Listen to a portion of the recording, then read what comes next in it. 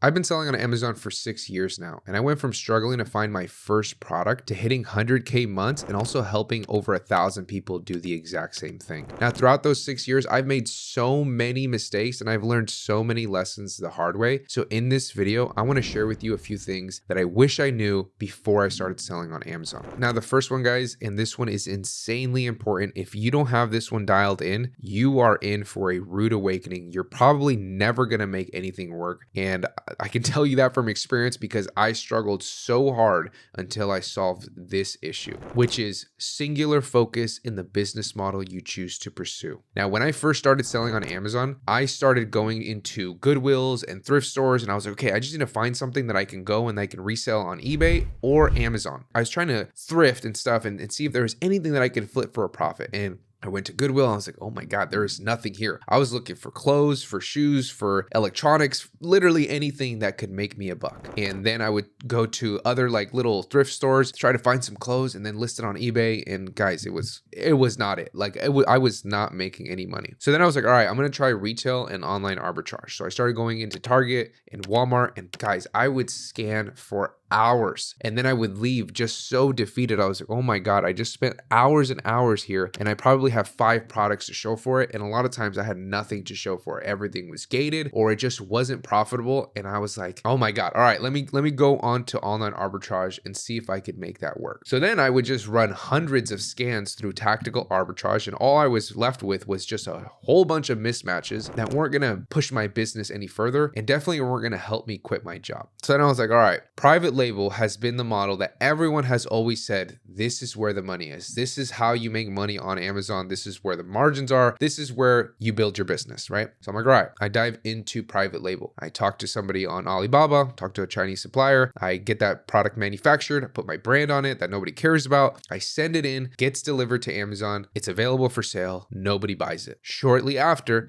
Amazon restricts it. When all was said and done, I probably broke even or lost a little bit of money in the process, but that one wasn't working out. Throughout this entire time that I was thrifting and trying to sell stuff on eBay and Amazon, then I was doing retail arbitrage, online arbitrage, trying to figure out tactical arbitrage. I was doing private label. I was also trying to do some affiliate marketing on the side. I was also trying to learn how to do SEO for businesses on the side. I was also trying to build Instagram theme pages on the side, right? So I was spreading myself so thin. I was going a mile wide and an inch deep, and I was getting absolutely nowhere. All that I was getting was massive overwhelm and anxiety that I am not able to make this work. And I was starting to get to the point where I was like, maybe I'm just not cut out for this. Maybe I'm just not able to build a business. I'm just not that kind of person that can go and create an income online like all of these other people that I see succeeding with, it seems like, little effort. But although I felt like defeated, guys, I really did. Before I threw in the towel, I was like, you know what? Let me try wholesale. Wholesale seems like it makes the most sense, and let me actually give it a fair shot. All of this other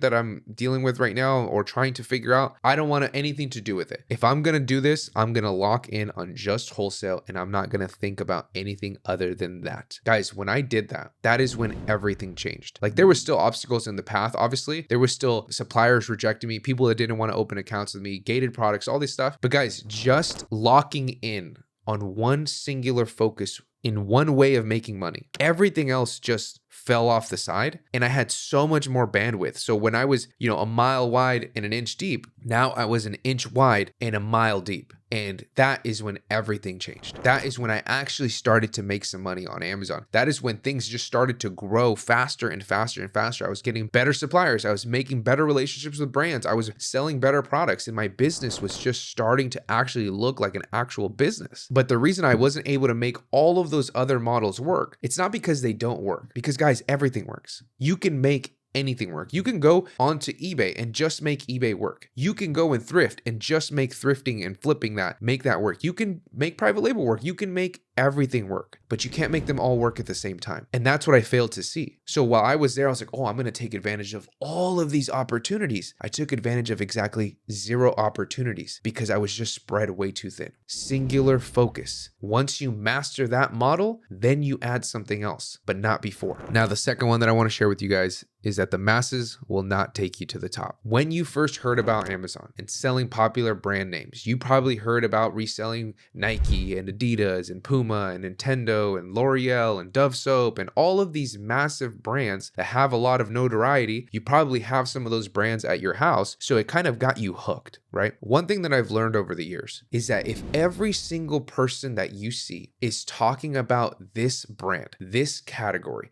these set of products, it's time to start looking somewhere else. Now, there is money to be made there, but you're looking in a completely red ocean. By the time that every single person on YouTube, on Instagram, on Twitter, wherever you get your information, by the time that everybody's already talking about this, you're too late to the party. You should have already pivoted somewhere else. Because what I've seen happen over and over again, and we're seeing it right now with all of these really highly arbitrageable products, is that eventually they're either going to get very, very saturated. So you're going to have sharks in the water. So it's going to be really hard to make a profit. If you find some profitable products, chances are the prices are going to go down. Or two, Amazon's going to come in and they're going to start cracking down on those brands, niches, categories, whatever they are. Because when there's a massive amount of arbitrage sellers in one place, there's always listing issues, pricing issues, and then eventually Amazon gets some pushback from the brands, and then Amazon starts to crack down, just like we just saw in the shoe space. We just saw it before that in the beauty space, and I used to see it in the toy space as well. So this is nothing new. So if you start to follow the masses, everybody says sell shoes. Okay, now I'm going to sell shoes, and everybody has been saying sell shoes and sell these really popular brands for the last couple of years. Guys, it's too late. You will make some money, but you have to be able to see the writing on the wall and be like, okay, everybody's been talking about this for a long time. I'm starting to get a lot of returns. I'm starting to get these random counterfeit complaints. I'm starting to get this. I'm starting to get that. Maybe I should start to move away from that. And it's time to find another blue ocean for me to take advantage of. Let me show you a perfect example of this. This is my client, Mark. Mark went from 0 to his first 40K month in 14 weeks. He went into this red ocean, completely red ocean, infested with so many sellers that it was really hard to make a profit. It was really hard to not have issues with Amazon. So what he did was he pivoted within this massive red ocean into a blue ocean within that same area by just looking for smaller to mid-sized brands within this shark-infested water, which is a red ocean, which is what the masses are all talking about, right? Because he did that, his business went from 0 to 40K per month within 14 weeks, where other people are looking in this exact same general area, but they're not able to make it work. You need to stop following the masses. You need to be able to carve your own way and see that there's so many profitable opportunities outside of those major, massive brands that everyone is constantly talking about just to get your attention. I've also talked about this in the past with my own experience where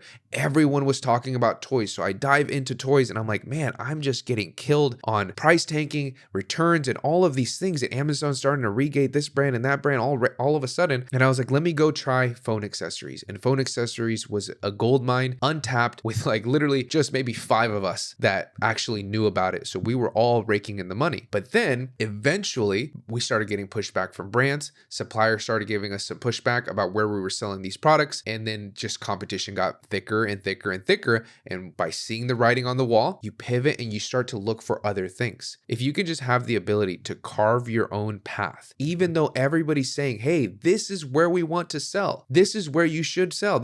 You need to go to outlets. You need to sell this. You need to do all of these things. If you can have the fortitude to go and carve your own path, you will see that there is countless different brands, products, niches, and categories that, guys, have a fraction of the competition. The masses will not take you to the top. Number 3, you need to chase skill over chasing additional capital. Now, guys, obviously we need capital to start this business. This is a cash intensive business. We need to spend money in order to make money. But what a lot of people have been doing lately is that they pull out loans. They pull out a shit ton of credit cards. They ask their friends and family for additional money to be able to fund this business before they even have any inclination that they can even build this business. And that's because they get caught up in the trap of thinking, if I just have more money, then I have more spending power, then suppliers will want to work with me even more, and this business will pretty much make itself. And guys, that's not the case whatsoever. You need to chase the skill of being able to find profitable inventory, be able to build relationships with your suppliers, be able to even find real legitimate suppliers, because guys, there is a lot of scamming suppliers out there. There's a lot of Telegram groups. There's a lot of fake suppliers. There's a lot of suppliers who claim that they work with all of these major brands, yet you look them up and they're operating out of their house. So how is that even possible? You need to build all of these skills that will, 1, help you make a lot more money, but 2, help you protect your investment so that you don't get shut down by Amazon because you're getting your inventory from all of these shady places. Chase the skill first. For example, if you're doing arbitrage, people always go like, oh, I can't find any products. I can't do this. I can't, all of these things, everything's gated. Guys, you probably barely spent any time sourcing. And of that time that you spent sourcing, you probably have no idea what you're doing. So if you don't even take the time to build the skill, how can you even say that you gave yourself a fair shot of making this business work? I've used a lot of examples to illustrate this, but just picture the gym. Picture going to the gym and you go really hard for an entire week. Then at the end of the week, you're like, I'm still fat. I'm not any stronger. I haven't lost any weight. I can't run any faster. I can't lift any more weight. You know what? The gym doesn't work. It's a scam. I'm out of here, right? That's exactly what you're doing with your Amazon business. You're like, I can't find any products. There's no profitable inventory, even though you just started. It's all about reps. With time and enough repetition, you will build the skill and it will be far more valuable than if you were just to get a bunch of capital. Last one, Amazon is not for the weak. Guys, business is not for the weak. If you jump into this business with all of these unrealistic expectations because you saw somebody on YouTube or Instagram showing you all of these fancy cars, all of these fancy houses, telling you that Amazon paid for everything, and then you come and try to build this business and you realize that it's actual work, you're not going to be able to just be brain dead and figure it out in your first week. So because you can't do that, you end up quitting. Guys, don't even bother starting. Business is not for the faint of heart. You need to have grit. You need to have resilience. You need to have perseverance if you're going to be able to build this business, but you also need to have a high level of a capacity to handle stress, because a lot of times Amazon will just tweak these little things here and there and the entire Amazon space loses their minds. Now, I'm not going to sit here and tell you, hey, Amazon doesn't have their issues. Hey, Amazon doesn't pull some bullshit on you from time to time that just drives everybody crazy. No, absolutely. They definitely do. But what people fail to realize is that any business out there has their issues. Any business that you try will have their set of 5 or 10 things that you just can't stand, that drive you crazy and that you wish would change. Amazon is no different. The only difference is that Amazon gives us this platform with millions and millions and millions of customers. If you go and try something else, you will get such a small fraction of that traffic. And if you want to increase that small fraction, you'll need to run paid ads. You'll need to know how to market yourself. You need to know how to market your business so it doesn't even come close. Guys, Amazon is not perfect and Amazon's not for everyone. But if you're going to start a business, you need to start this business with the mentality that you will be able to actually handle adversity. That's what a lot of people can't do. A lot of people can't handle the smallest amounts of adversity. So when the smallest amounts of adversity presents themselves, they crumble, they quit, they say this doesn't work, they go complain about it on the internet, they go chase the next shiny object, then they go chase that next shiny object and they're like, well, I was making 10K over here. I'm making like $1,000 over here, or I'm making not even that, or I can't even get this off the ground, or I don't know how to do all of these complicated things like running ads and marketing and writing copy. Guys, like I said, any business is going to have its obstacles and it's things that you need to overcome. And if you can't do that here, like if you don't have the mental fortitude to continue to push when things get difficult and be able to pivot and find another route and be able to get creative and find the way to make it work, business is not for you. Because I'm not just talking about Amazon. I'm talking about everything. Guys, I've started so many different things. And there has not been a single thing that I've started to go and try to make money that hasn't had its set of problems. Even running a program and coaching clients has their issues, has their things that just drive me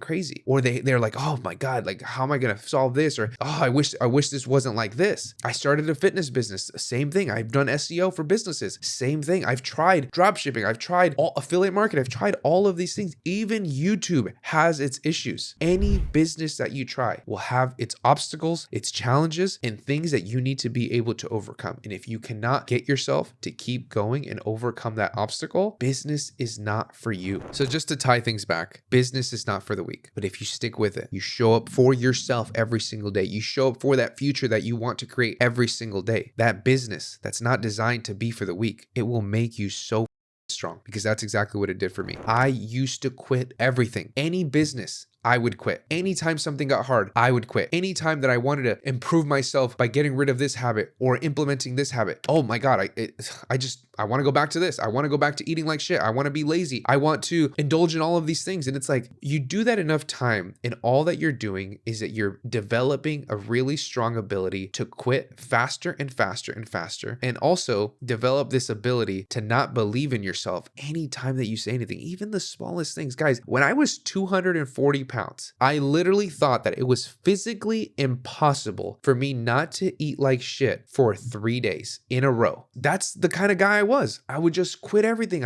Everything was too stressful and I would just back out. So when I say business is not for the weak, it doesn't mean that you can't start and improve, because that's exactly what I did. I had started so many other businesses that I just quit because I was like, this is too complicated. This is too hard, blah, blah, blah. So then when I got to Amazon and I just had such a strong reason to keep going, I just made sure that I kept showing up. There were so many times where I was just so frustrated and I was just tired of hitting the phones, and I was like, I don't want to call this supplier because I already know what the answer is going to be. And I would still do it. And I did it again, and I did it again, and I did it again.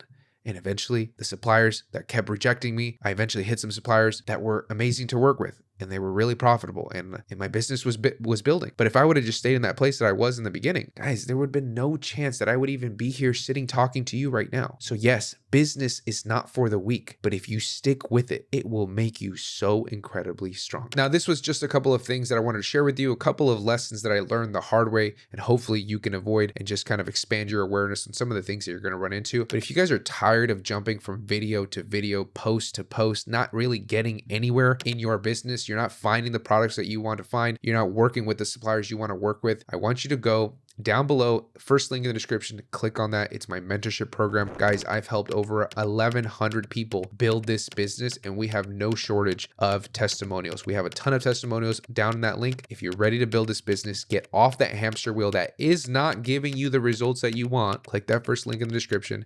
We can work one-on-one, and I'll see you in there.